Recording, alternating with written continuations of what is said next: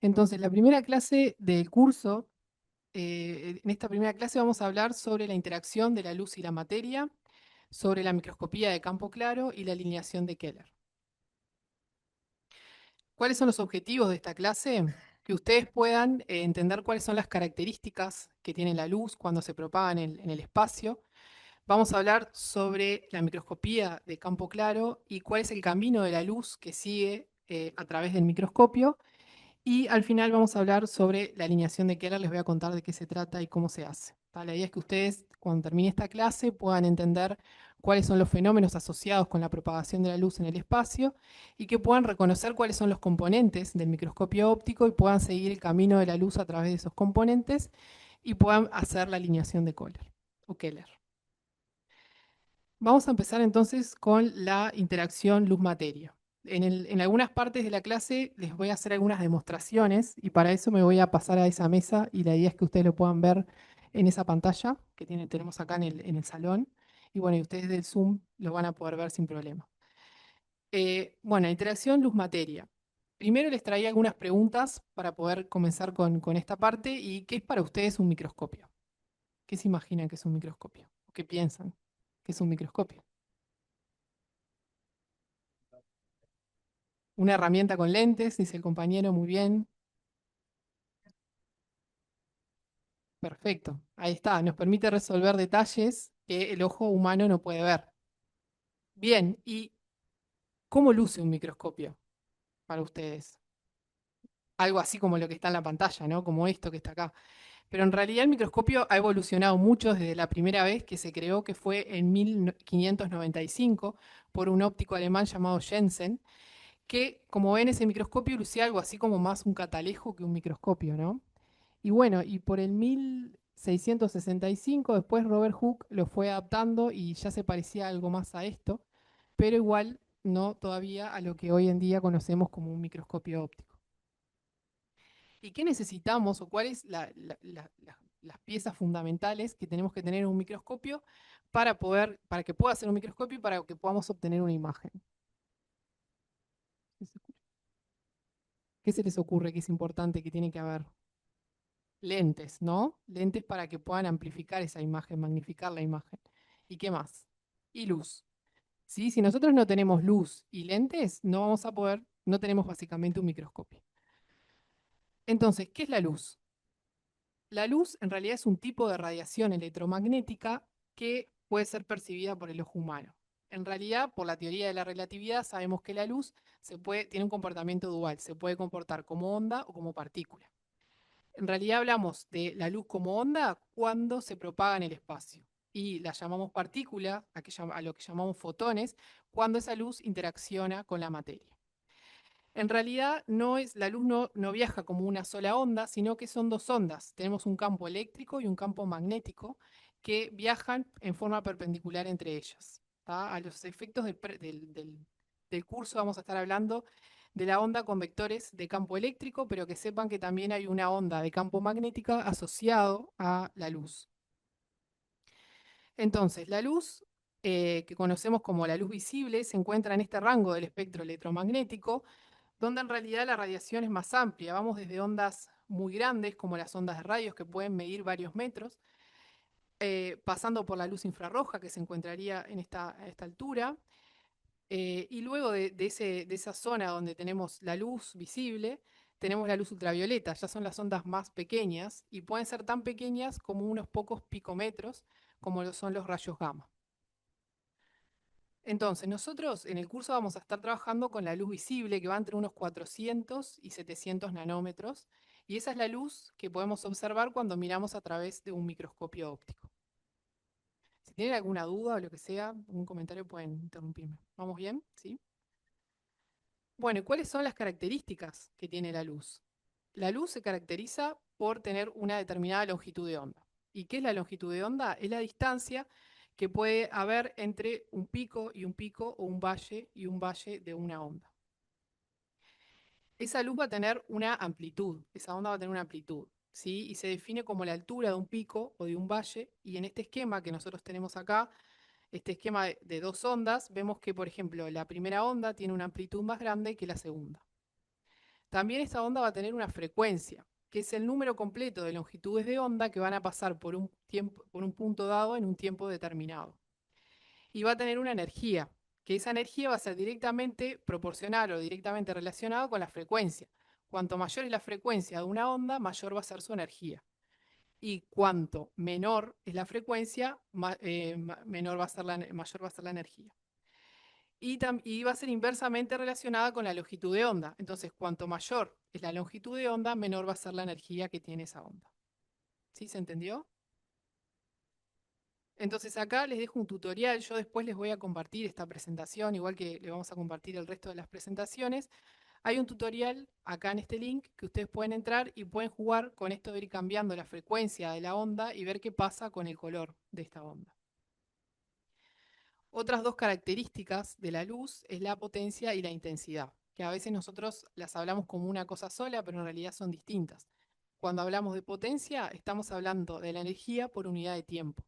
En cambio, la intensidad tiene que ver con la energía por unidad de tiempo y por superficie. ¿Qué tipos de ondas tenemos? Podemos tener ondas monocromáticas, que eso quiere decir que es luz de un solo color, o luz policromática, que ahí tenemos todos los colores de longitudes de onda. También podemos tener luz polarizada. ¿Y qué es la luz polarizada? Es la luz seleccionada y que vibra en un solo plano. ¿Sí? Es la luz que viaja en un solo plano. En cambio, la no polarizada es luz que diverge y se dirige y viaja en todas las direcciones. Es importante que entiendan la polarización porque es un fenómeno de la interacción de la luz con la materia y su viaje en el espacio que nos va a permitir entender después las técnicas que vamos a estar estudiando de microscopía e interferencia. Entonces, para eso, ahora les voy a mostrar les voy a hacer una demostración, pero la idea es que es eso, la luz polarizada es luz que está aislada y seleccionada en un solo plano. Y para eso, ¿cómo lo logramos? Usando filtros polarizadores. Los polarizadores están diseñados con un material, el cual sus moléculas están orientadas para que, en este caso, si lo colocamos en posición vertical, como ven en este esquema, solo va a pasar la luz que está seleccionada en el plano vertical, que vibra, los vectores vibran en el plano vertical. ¿Qué pasa? Si nosotros ponemos un segundo polarizador que ahora va a estar orientado 90 grados con respecto al anterior y por lo tanto ahora tiene una posición horizontal, lo que va a pasar es que luego, después de ese filtro, no va a pasar luz. ¿Sí? ¿Se entiende? Porque lo que va a pasar acá es que como este filtro está orientado a 90 grados, se va a bloquear el plano vertical, que es en el que venía viajando la onda que fue seleccionada por el primer polarizador. Entonces ahora les voy a pasar a mostrar acá que tengo dos polarizadores. En realidad tienen que poner, no sé si todos ven ahí. Bueno, me paro acá, teníamos un preset ahí en la cámara. Ahí. Si ven acá, los tengo los dos orientados en la misma dirección, que es vertical, y si yo los giro ahora una lámina polarizada con respecto al otro, ¿ven lo que pasa? Se bloquea el pasaje de la luz. Esta misma experiencia la pueden hacer ustedes con dos pares de lentes de sol, como está en el dibujo que está acá, que como ven, se puede bloquear el pasaje de la luz. Tipos de, bueno, seguimos con los tipos entonces de ondas. La luz puede ser colimada. ¿Qué quiere decir que la luz sea colimada? Que viaja toda en una misma dirección. Y la luz divergente quiere decir que es luz que viaja en diferentes direcciones. Bueno, entonces ahora vamos a pasar a ver cuáles son los fenómenos asociados con la propagación de la luz en el espacio. Vamos a estar hablando de la absorción, la transmisión, la reflexión, el scattering, la refracción, dispersión y difracción. Vamos a ir viéndolos de a uno. Empezamos entonces con la absorción. ¿Qué es la absorción? Es el bloqueo total o parcial de una o más longitudes de onda. Gracias a la absorción es que nosotros podemos ver las cosas de los colores que son. Imagínense, por ejemplo, que tenemos esta hoja acá y la estamos viendo verde. ¿Por qué? Porque la hoja es capaz de absorber todas las longitudes de onda excepto la luz verde, que lo que va a hacer es reflejarla y eso es lo que nosotros percibimos en nuestros fotorreceptores, el color verde. Otro ejemplo de absorción son los filtros de absorción o de color que están diseñados para poder absorber las longitudes de onda, en este caso, en este ejemplo que es un filtro rojo, azules y verdes y dejar pasar a través luz roja, amarilla, anaranjada. Existen diferentes filtros diseñados para poder absorber y reflejar diferentes rangos de longitudes de onda del espectro electromagnético. Y otro ejemplo de filtros de absorción son los filtros de densidad neutra, que en realidad estos filtros lo que hacen no es bloquear un solo tipo de longitud de onda, sino todas las longitudes de onda en diferente medida o proporción. Entonces hay filtros neutros que dejan pasar solo el 20%, el 40%, el 80% de la luz. Y estos son los filtros que se utilizan en los microscopios ópticos para disminuir la cantidad de luz que le va a llegar a nuestra muestra. Pasamos ahora a la transmisión, ¿tá? Que es otro de los fenómenos de interacción de la luz con la materia. La transmisión se da cuando la luz en realidad vibra a una frecuencia distinta a los átomos que tiene el material por el que está pasando. Por ejemplo, en el caso del vidrio, lo que está pasando es que la frecuencia de vibración de los átomos del vidrio es distinta, entonces la luz se transmite directamente. En cambio, si vibran a la misma frecuencia, lo que pasa es absorción, ¿sí? O en todo caso reflexión, pero no una transmisión. Otro de los fenómenos es la reflexión. ¿Qué implica la reflexión? La reflexión es el rebote de la luz sobre una superficie justamente reflectiva. Y aquí no se produce absorción, ¿tá? La luz se refleja totalmente. Como un ejemplo de la vida cotidiana tenemos esta imagen de esta montaña, que como ven se está proyectando una imagen especular de la montaña sobre este lago que está muy tranquilo, no hay viento, entonces la luz se refleja totalmente sobre ese lago y podemos ver la imagen. Por otro lado tenemos el scattering, que en realidad el scattering es una reflexión de la luz en todas las direcciones, en muchas direcciones distintas.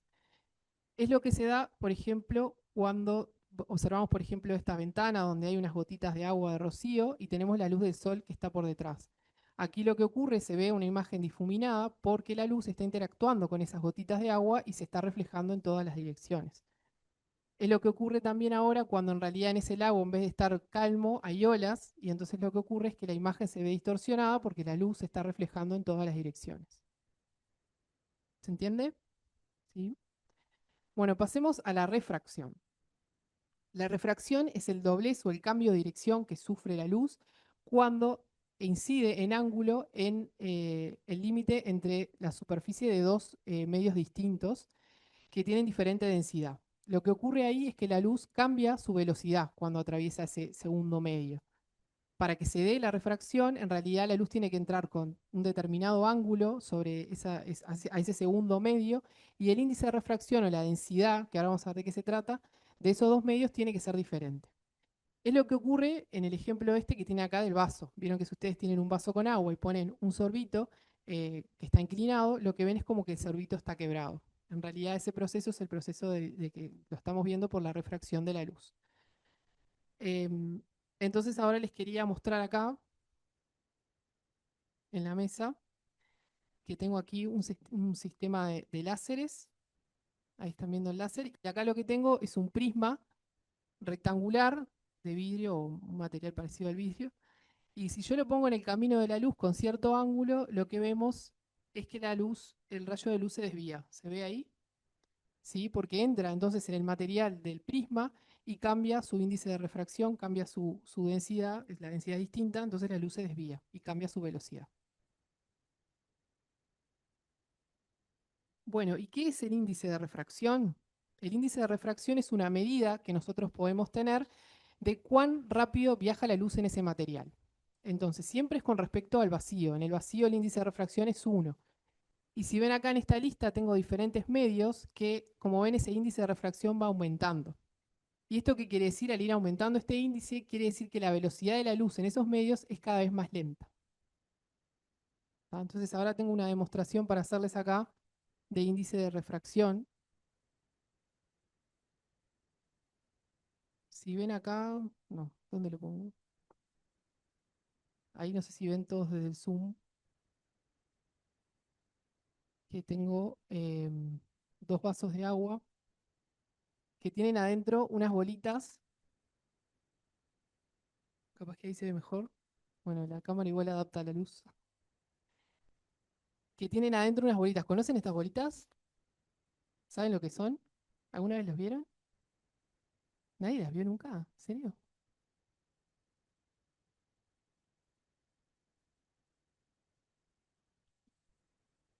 Son unas...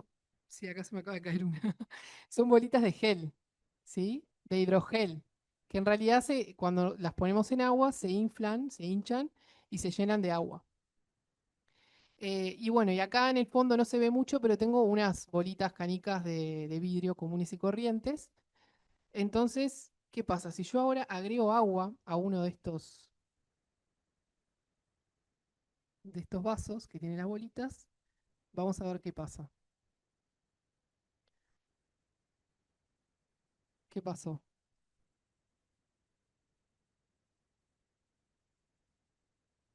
¿Se ven las de vidrio? Porque ¿qué pasó con las bolitas de hidrogel? ¿Las ven? Desaparecieron, ¿no? Bueno, en realidad, ¿por qué desaparecieron? A ver si se dan cuenta.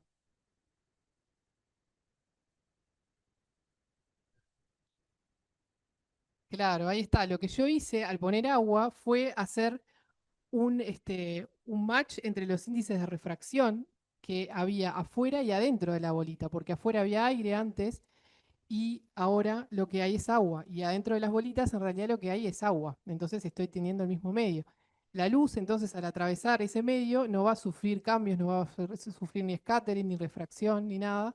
Entonces va a pasar de forma lineal y lo podemos ver como si no estuvieran ahí. ¿Sí se entendió? Bueno, y el otro fenómeno que vamos a estudiar es la dispersión, que la dispersión es la separación de la luz blanca en todas sus longitudes de onda. En realidad la refracción, que es lo que vimos recién, causa dispersión. ¿Tá? Cuando la luz se refracta en un medio, la luz además se puede separar en las diferentes longitudes de onda.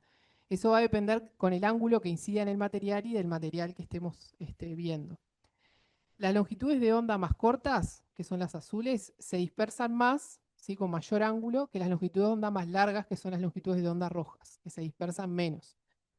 En esto que tenemos acá, en este ejemplo, tenemos un prisma triangular, entonces cuando la luz blanca incide con cierto ángulo, vemos que la luz dentro de este prisma se dispersa, ¿sí? Se ven las diferentes longitudes de onda. La dispersión va a depender del índice de refracción del material y del ángulo con el que incida. ¿Sí? Acá tiene que ver con que las longitudes de onda tienen diferente frecuencia y eso hace que la luz viaje a diferentes velocidades dentro de los materiales. ¿Sí? Por eso tenemos esos diferentes ángulos de salida, al salir después del prisma, con diferente ángulo. ¿Sí? Es un poco difícil de entender, pero lo vamos a ir trabajando si quieren después, si a alguien le quedó alguna duda. Y bueno, el último fenómeno es la difracción. ¿Tá? Que la difracción es la separación o la expansión de la luz cuando pasa a través de un borde, cuando llega a un borde de un objeto a una esquina, o pasa a través eh, de una rendija que es del tamaño de la longitud de onda, del frente de onda que viene avanzando, o más pequeña. ¿Sí? Animación que está acá representa el frente de onda, donde ven zonas claras y oscuras que representan los valles y los picos de esa onda que se está desplazando. Y cuando llega a la ranura se genera este fenómeno en donde la luz se expande y viaja de forma expandida en el espacio. Un ejemplo de la vida cotidiana es cuando tenemos, por ejemplo, aquí una nube y por detrás está el sol, y lo que pasa acá es que la luz tiene que pasar por las partículas que están en las nubes, partículas de agua, de polvo, que están muy juntas entre sí, y ahí la luz se va a difractar, ¿sí? Se va a expandir en diferentes direcciones. Ahí. Bueno, ¿y dónde tenemos entonces? Uy, perdón, ahí. ¿Dónde tenemos difracción en el microscopio? ¿Sí? ¿Cómo llevamos esto al microscopio? En realidad, a nivel de la muestra, ¿sí? A nivel de la muestra, piensen que nosotros tenemos un montón de partículas en esa muestra que están muy juntas entre sí, y la luz va a pasar a través de la muestra. Entonces ahí esas partículas van a actuar como si fuera una grilla de difracción, y al pasar por cada uno de esos huecos que quedan, la luz se va a difractar y va a generar esta expansión y va a comenzar a interferir, estas ondas empiezan a interferir entre sí. En el microscopio tenemos difracción a nivel de la muestra y a nivel de la apertura del lente objetivo, en esos dos lugares. Todo esto va llevándonos a la formación de la imagen, ¿sí? Esto permite la formación de la imagen después en el microscopio. Bueno, ¿y cómo se hace interferencia? Para poder comprender un poquito mejor qué es lo que pasa en la muestra, les quería traer acá el principio de Fresnel-Huygens, que en realidad cuando nosotros tenemos ahora una rendija que es varias veces más grande que la longitud de onda que está incidiendo en esa rendija, se genera otro fenómeno acá que es como que se forman varias fuentes de generación de ondas secundarias. Vieron que tenemos como un patrón de varias ondas que se están expandiendo y que empiezan a interferir entre sí. Y esto es un poco lo que pasa también en nuestra muestra. Y así es que se va a generar un patrón de interferencia y acá tenemos en la zona central la zona más brillante, ¿sí? Donde está la mayor cantidad de luz. Pero se empiezan a generar franjas de zonas oscuras y zonas claras. ¿Tá? Eso pasa cuando las ondas empiezan a interferir entre sí. Si nosotros proyectáramos esa interferencia sobre una pantalla, sobre un sensor de una cámara, veríamos un patrón de puntos, de zonas más brillantes y zonas oscuras entre esos puntos brillantes. Y eso se da por la interferencia de las ondas, ¿sí? ¿Qué implica la interferencia? Es la adición o recombinación de dos o más ondas para generar una onda resultante. Pensemos ahora en este ejemplo. Tengo una onda A y una onda B que tienen igual amplitud y en realidad están en fases, en fase. ¿Qué quiere decir que estén en fase? Es que un pico coincide con un pico y un valle con un valle. Al sumarse estas ondas y recombinarse, lo que va a pasar es que se va a obtener una onda resultante que tiene una amplitud mucho mayor que cualquiera de estas ondas por separado. A esto le llamamos interferencia constructiva. Por otro lado, si ahora tenemos estas dos ondas que están desfasadas, entonces ahora un pico coincide con un valle y un valle con un pico. En este caso, cuando sumamos esas ondas, lo que va a pasar es que se van a cancelar. Y a esto le llamamos interferencia destructiva. ¿Se entendió? Yo acá les dejo también un link a un tutorial en donde ustedes pueden ir variando justamente la amplitud de estas ondas y la fase de las ondas y pueden ver qué pasa con la sumación de estas ondas. También en el tutorial ustedes pueden cambiar la longitud de onda y les va a permitir ver qué pasa cuando sumamos ondas que tienen diferente longitud de onda y por lo tanto tienen si tienen diferente longitud de onda, ¿cómo van a ser? De diferente color, muy bien, de diferente color. Bueno, entonces volviendo a nuestro esquema de interferencia, vamos a llamar como zona de no interferencia a esa zona central por donde pasa la luz directamente que no se difracta, y vamos a tener los patrones oscuros son de interferencia destructiva y los patrones claros de interferencia constructiva. Los procesos de difracción e interferencia son los que permiten después la generación de la imagen en la cámara del microscopio o en nuestras retinas, ¿sí? Es como esta es la base de la formación de las imágenes. Este es un esquema un poco distinto para que se entienda un poco mejor. Acá tenemos el pico central, vendría a ser esta zona de no interferencia, que se llama de cero orden.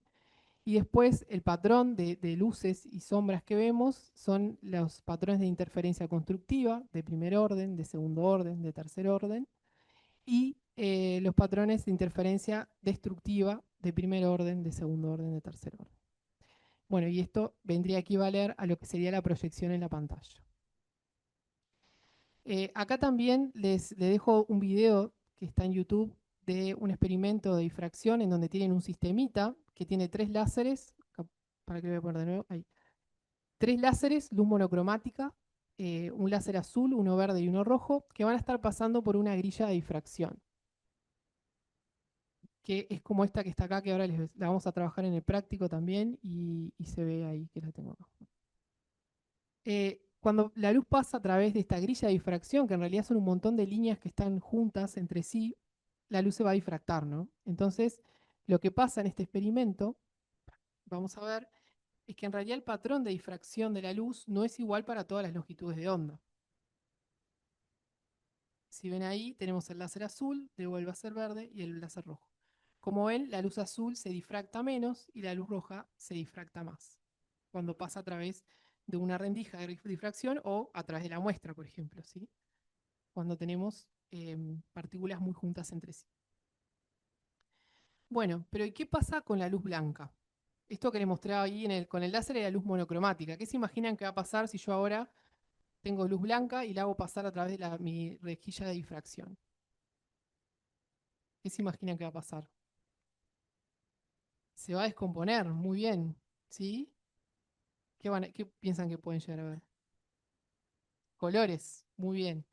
Yo acá tengo dos grillas de difracción, una que tiene 500 líneas por milímetro y la otra tiene 1000 líneas por milímetro. Voy a poner ahora la de 500 líneas.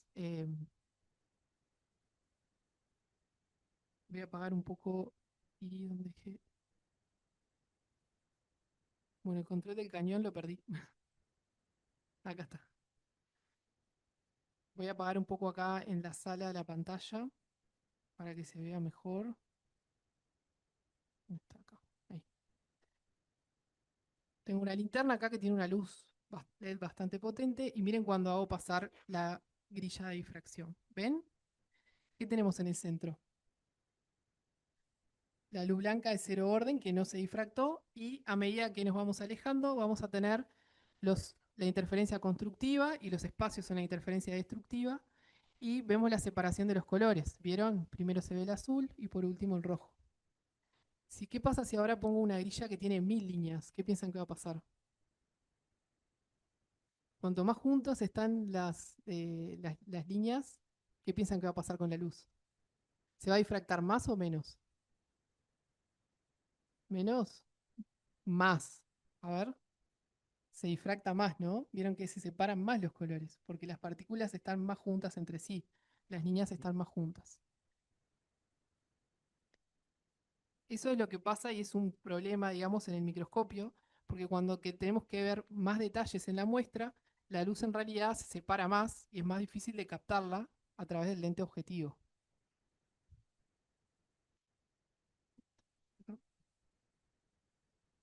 Bueno, y esto es lo que lo que justamente vimos, ¿sí? Que la luz se separa y se descompone en las diferentes longitudes de onda, se dispersa la luz también.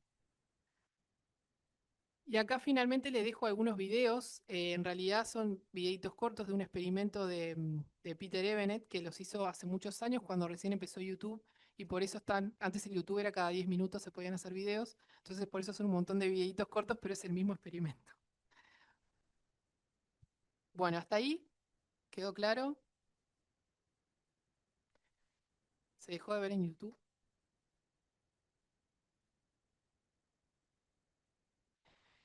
Bueno, entonces ahora brevemente vamos a hablar de lo que es la microscopía de campo claro y el pasaje de la luz a través del camino óptico. La microscopía de campo claro es una de las técnicas más utilizadas de microscopía óptica, en donde la muestra va a ser iluminada por una fuente de iluminación, que puede ser una lámpara halógena o una lámpara LED en los microscopios más modernos, y es observada sobre un fondo brillante. Los principales componentes del microscopio óptico son la fuente de iluminación, los lentes objetivos, el condensador y los lentes y el lente ocular, los lentes oculares. Las aplicaciones del microscopio de campo claro, todos me imagino que las tienen claras. ¿Para qué sirve un microscopio de campo claro? Todos acá seguro han tocado un microscopio de campo claro. ¿Qué pueden observar ahí? Células, células de cualquier tipo o tienen que estar teñidas. Eso es lo que vamos a ver después, ¿sí? Vamos a poder observar estructuras que estén coloreadas, ¿sí? Con el campo claro.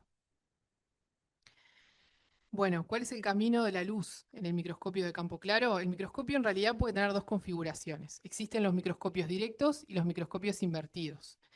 El microscopio directo va a tener, una de las características es que la fuente de iluminación se encuentra por debajo de lo que es la platina donde está la muestra.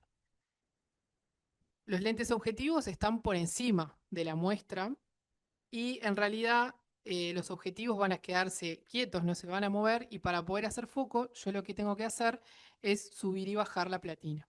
Eso es como la configuración típica de un microscopio directo. Entonces, yendo paso a paso, vamos a tener la fuente de iluminación, que es una lámpara que, como le dije, puede ser halógena, o en los microscopios modernos ya ahora es una luz LED blanca, que va a ir recorriendo un camino, va a pasar por un lente colector, que va a focalizar la luz, por algunos filtros difusores, que lo que van a hacer es que esa iluminación sea pareja, filtros de color, en el caso de las lámparas halógenas, para sacarles ese color amarillento de la luz, hay algunos filtros de color que evitan que esa luz salga tan amarilla y va a llegar al diafragma de campo. que lo que hace es centralizar esa luz que viene desde la lámpara. Después tenemos el lente condensador, que lo que va a hacer es concentrar y focalizar la luz en la muestra. Y llegamos al espécimen y la muestra, o la muestra. Y luego ya llegamos a los lentes, esa luz, entonces va que atraviesa la muestra, va a llegar al lente objetivo, que va a colectar esa luz y que está en el revólver de objetivos y la va a llevar hacia los oculares, que en general tienen un aumento de 10 por. Si nosotros además tenemos una cámara conectada y tenemos un sistema trinocular que se llama, la luz después también va a ir, o sea, puede ir simultáneamente o de forma separada hacia los oculares o hacia la cámara que tenga conectada en el tercer puerto. En el caso del microscopio invertido, ahora la configuración es invertida. La fuente de iluminación se encuentra por encima de la muestra. Luego tenemos los lentes objetivos que se encuentran por debajo ahora de la muestra en su revólver. Y ahora los lentes objetivos son los que se van a mover arriba y abajo para hacer foco, mientras que la platina, donde está la muestra, va a permanecer fija en la posición Z, ¿no? Entonces se va a mover. En el caso del microscopio invertido tenemos la fuente de iluminación arriba, la luz también va a pasar por un lente condensador que después va a pasar por difusores, por filtros de color y va a llegar a lo que es el diafragma de campo, ¿sí? Que está acá arriba, que va a centrar esa luz que va a pasar por el condensador. El lente condensador condensa la luz en la muestra, la atraviesa y ahora vamos a colectar la luz en los objetivos que están por debajo de la platina. Del objetivo, ahora la luz puede llegar hacia los oculares. Si tenemos un trinocular, puede haber conectado una cámara, entonces la luz simultáneamente a través de un prisma que está acá puede pasar hacia la cámara. Y en algunos modelos de microscopio podemos tener un puerto frontal o un puerto lateral también, donde se pueden conectar cámaras. Bien, eso fue para darles un pantallazo de lo que es el camino de la luz en el microscopio óptico de campo claro. Y ahora vamos a, por último, hablar brevemente sobre la iluminación de Keller. En realidad, August Keller fue un profesor alemán que trabajó durante muchos años con Carl Zeiss, ¿sí? Y esta persona fue la encargada de proponer un método de alineación de la luz en el microscopio óptico que en realidad solucionó muchos problemas que había hasta el momento, y uno de ellos era que en realidad el filamento de la lámpara se proyectaba sobre la imagen de la muestra. Entonces eso generaba algunos artefactos y enmascaraba también algunos detalles de la muestra, porque la iluminación no era pareja, se veía zonas oscuras, zonas claras. Entonces su contribución fue muy importante porque desarrolló un método de iluminación que permite evitar artefactos, cambios de color en la imagen, que no se proyecte justamente el filamento de la lámpara. Ahora tenemos LED, pero cuando usamos lámparas halógenas no se proyecta el filamento de la lámpara en la imagen de la muestra, junto con la imagen de la muestra, y no genera estas zonas claras y oscuras que se pueden generar también en la muestra. Acá tienen un ejemplo de lo que es una imagen cuando tenemos bien correctamente hecha la alineación de Keller y cuando no está hecha. Vieron que hay diferencias en el color, se pueden ver algunos artefactos también en la muestra que no corresponden a la propia muestra, sino que son generados por una incorrecta iluminación o iluminación despareja del campo. Para poder realizar la alineación de Kohler son muy importantes los diafragmas. En el microscopio óptico tenemos dos diafragmas fundamentales, que son el diafragma del condensador, que lo podemos ajustar, ¿sí? El diafragma es eso, es un montón de plaquitas que se encuentran unidas unas con otras y nosotros ajustando o moviendo esta palanquita, lo que hacemos es abrir o cerrar ese diafragma y dejar pasar más o menos luz a través del camino óptico. Y el otro diafragma importante es el que se encuentra acá, que es en el diafragma de campo, que está cerca de la fuente de iluminación. Entonces, para poder entender qué es lo que está pasando en la alineación de Kohler, es importante que sepan que existen planos a los que llamamos planos conjugados, planos de campo y planos de apertura. Los planos conjugados de campo, ¿qué quiere decir? Conjugado quiere decir que lo estamos viendo al mismo tiempo sin darnos cuenta, ¿sí? Cuando nosotros miramos a través del ocular del microscopio, esos planos están todos en foco y los estamos viendo al mismo tiempo en diferentes partes del camino óptico, pero no lo estamos percibiendo en sí. Esos planos conjugados de campo son el diafragma de campo, la muestra, o sea, el plano de foco de la muestra, la imagen intermedia que se forma en realidad entre lo que es la apertura trasera del lente objetivo y o sea, la apertura, perdón, frontal del lente objetivo y la trasera del lente ocular, se forma una imagen intermedia y en ese lugar es donde hay otro plano de campo. Y la retina de nuestros ojos es el cuarto plano conjugado de campo. Esos planos de foco están todos al mismo tiempo en foco y los estamos viendo cuando miramos a través del microscopio. Y por otro lado tenemos los planos conjugados de apertura, que son otro conjunto, otro set de planos, que son el filamento de la lámpara, el lente, o sea, el focal plane del lente frontal del condensador, el plano focal trasero del objetivo y la pupila de nuestros ojos. No sé si alguna vez vieron a una persona que está mirando en el microscopio y cuando la persona enfoca, llega a la distancia correcta, no sé si ven que se ven dos puntos brillantes en el ojo. Ahí justamente están poniendo en foco el plano de apertura de lo que sería el filamento de la lámpara en la pupila. En cambio, la imagen de la muestra se está formando en la retina. ¿Tá? Es otro conjunto de planos que también están en foco y estos planos se encuentran intercalados. ¿Tá? Y todos están en el momento que nosotros miramos por el ocular y tenemos una correcta alineación de Keller, los estamos viendo enfocados. Lo que va a los planos conjugados de campo, lo que permiten es que la imagen de la muestra se proyecta de alguna forma en cada uno de estos cuatro planos de campo y el filamento de la lámpara, que está condensada por el condensador y que está iluminando la muestra, se proyectan los planos conjugados de apertura. Y todo esto ocurre al mismo tiempo cuando tenemos el microscopio correctamente alineado. Y eso nos permite una iluminación pareja en toda la muestra. ¿Cómo hacemos la alineación de Kohler? Después las personas que están participando también con el práctico, lo vamos a ensayar varias veces en los microscopios, pero a grandes rasgos lo que tiene que ocurrir es que nosotros tenemos que primero que nada enfocar nuestra muestra, después vamos a cerrar el diafragma de campo y vamos a ajustar la altura del condensador. ¿Tá? En realidad, como el plano del condensador, el plano, perdón, del diafragma de campo, es un plano de campo, entonces está a la misma altura que la muestra, lo vamos a poder ver en foco si cerramos el diafragma del campo. Después lo que hacemos es centrar el condensador con los tornillos que van a ver que tiene el condensador para centrarlo y ahí comenzamos a abrir el diafragma de campo. Se abre casi totalmente. Siempre se deja un poquito más cerrado por las dudas, pero para que la luz vaya un poco más enfocada, pero más centralizada. Pero se abre completamente y después, finalmente, lo que hay que hacer es cerrar el diafragma del condensador.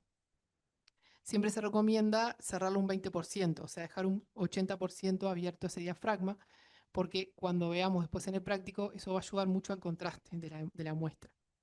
Y en realidad nosotros a simple vista ese diafragma no lo vemos porque forma parte de los planos conjugados de apertura. Para poder verlos tenemos que sacar el lente ocular. Si nosotros sacamos uno de los oculares y miramos a través del tubo, ahí estamos viendo los planos conjugados de apertura. ¿Sí? Y ahí vemos el diafragma del condensador. Entonces podemos ahí jugar y cerrarlo un poquito y luego volvemos a poner el lente ocular y lo que se ve son los planos conjugados de campo. Y ahí vemos a nuestra muestra. De esa forma nos queda el microscopio correctamente alineado y la luz está homogénea y podemos trabajar.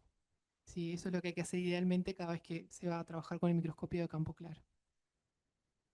Bueno, muchas gracias a todos. No sé si tienen alguna pregunta. Andrés, el micrófono. Tenemos una pregunta de Andrés Rossi acá en el público. Después vamos a ver si tenemos alguna pregunta.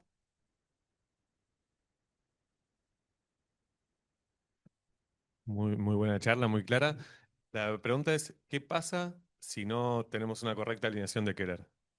Bueno, justamente lo que les estaba mostrando en las imágenes anteriores, lo que puede pasar es que los colores de la muestra pueden cambiar por esa luz despareja, puede haber zonas con luz y sombra, incluso se pueden generar artefactos que no corresponden a lo que es la muestra, sino que son simplemente artefactos que se generan por esa incorrecta iluminación. ¿Tiene alguna pregunta por acá?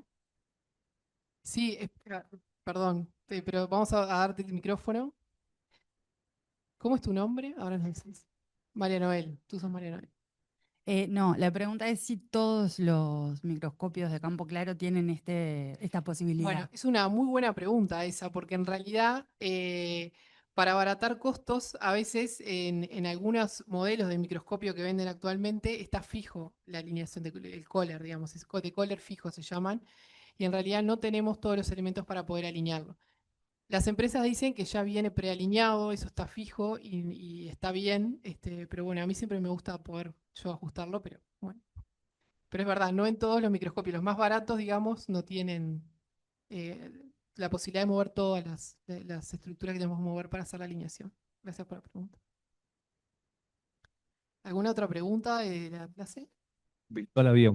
Bueno, vamos con alguna pregunta virtual. Si quieren abrir sus micrófonos, la persona que tenga la pregunta, o si no, se la leemos. Dale, Ahí te leo yo una pregunta. Buenos días a todos. Marco. Acá un compañero, Iván, pregunta, ¿la alineación de Keller sirve solo para ver en campo claro? ¿Qué pasa con microscopía de fluorescencia? No, ahí la fluorescencia, la luz viene por otro lado, es otra fuente de iluminación y el camino óptico es distinto y eso lo vamos a ver más adelante en la clase que vamos a hablar de la microscopía de fluorescencia. Pero es una muy buena pregunta. En realidad, todo lo que hablamos hasta ahora es solamente para la microscopía de campo claro, donde la fuente de iluminación, bueno, en realidad de campo amplio se llama, no solamente de campo claro, sino también tenemos todas las técnicas de interferencia como contraste de fase, Nomarsky, campo oscuro, que son los que vamos a ir viendo a lo largo del curso. Pero todo lo que use la iluminación de la lámpara LED blanca o halógena, que lo llamamos microscopía, bueno, dentro del campo amplio, de luz blanca, necesitamos la alineación de Kohler, sí, de Keller. En realidad se dice Keller, perdón, pero no me sale decir que. Otra consulta que mencionan, Sí. José, es que si el microscopio invertido tiene algún tipo de ventaja, ya que él observa que en otros programas como OpenFlexur, el microscopio abierto más popular es invertido en su configuración convencional. Bueno, esa también es una buena pregunta. En realidad, todo depende de la aplicación. ¿Para qué queremos ver en el microscopio? Obviamente que si estamos trabajando con muestras vivas, como también vamos a ver en el curso, es preferente usar un microscopio invertido, porque si no, las células o la estructura que querramos ver muchas veces está en agua y no podemos invertir la muestra, la tenemos que ver a través de la placa. Entonces ahí se recomienda el microscopio invertido. Es como, yo lo veo como más flexible en ese sentido. La verdad, el microscopio directo no me estoy dando cuenta ahora con qué tipo de muestra es sí o sí mejor que el invertido. Pero todo depende del tipo de aplicación que se quiera ver y de qué material tenga disponible. A veces capaz que quiero ver alguna estructura con un aumento. ¿Qué pasa? Si tenemos una muestra viva con el microscopio directo, necesitamos sí o sí lentes de inmersión en agua, que se puedan meter en agua. Y a veces no los tengo disponibles. Entonces es más versátil, me parece, el invertido. En general es más popular, sobre todo con la gente que trabaja con muestras vivas. No sé si los docentes también quieren agregar algo más. Pueden. A ver, Andrés tiene un comentario para hacernos No, eso que inicialmente era directo por una cuestión de comunidad de diseño de y diseño. con el avance de las tecnologías en los cultivos, después cuando fue necesario que la muestra esté contenida en un líquido, se desarrolló invertido. Ahí está. Fue un poco así. Sí, Nicole también tiene un comentario para hacernos. Sí, hola. De las aplicaciones avanzadas, la única que viene a mi mente en la que el directo va a ser Sí. más apropiado va a ser microscopía intravital, en Ah, la que tienes que tener el está animal bien. ahí fijo y Sí, con el lente ahí va. usualmente vas a entrar. Pero todo lo demás, como dice Andrés, si vas a utilizar Mm. eh, algo, células en pocillos o tejidos, va a ser mejor el invertido. Sí, esa microscopía que nos hablaba Nicole es una microscopía avanzada que no la cubrimos en este curso, pero implica tener el animal entero y vivo, entonces ahí es por arriba, digamos, que se puede ver, porque por abajo es muy difícil. Se puede en realidad también hacer, pero es un poquito más complicado. Igual es posible, ¿no? Teníamos la mano levantada de John. Walter. John, si querés. Hola, Hola, John. Vale, buenos días, un gusto desde Bienvenido. Colombia. Tengo una duda muy puntual. En algunos microscopios que tienen tricnocular para la cámara, tiene como la posibilidad de dividir la luz directamente o a la cámara o al ocular, y en algunos precisamente no lo tienen. Cuando no está esa función de dividir la luz en ambos, para uno u otro caso, ¿hay algún factor que afecte la resolución de la imagen, por ejemplo, en el caso de la cámara? En, en realidad, cuando la luz se desvía hacia un camino óptico o el otro, que puede ser los ojos, el ocular o la cámara, lo que hay es un prisma que va dividiendo esa luz. Y en realidad ese prisma se puede orientar en diferentes posiciones que va a dejar pasar o toda la luz hacia los ojos o cierto porcentaje hacia los ojos o al tercer ocular que sería la cámara. Eh, en realidad, si en tu microscopio tenés esa configuración, deberías de poder modificar el pasaje de la luz hacia un lado o hacia otro. No sé si esa fue la pregunta o... Pero en algunos Sí. es fijo, de hecho, que sea un porcentaje hacia el trinocular y un porcentaje hacia el ocular. Mi pregunta era si afectaba la resolución, por ejemplo, en el caso de la toma de imágenes. Bueno, en realidad lo que va a pasar, no la resolución, que después vamos a hablar un poco más en detalle de qué es la resolución, pero sí va a afectar la cantidad de luz que le va a llegar. O sea, si nosotros estamos dividiendo la luz que viene de la muestra a dos caminos ópticos distintos, va a cambiar la cantidad de luz que le va a llegar y eso va a hacer que las estructuras se vean menos, digamos, básicamente. Es eso. Perfecto, gracias. De nada. Bueno, muchas gracias a todos.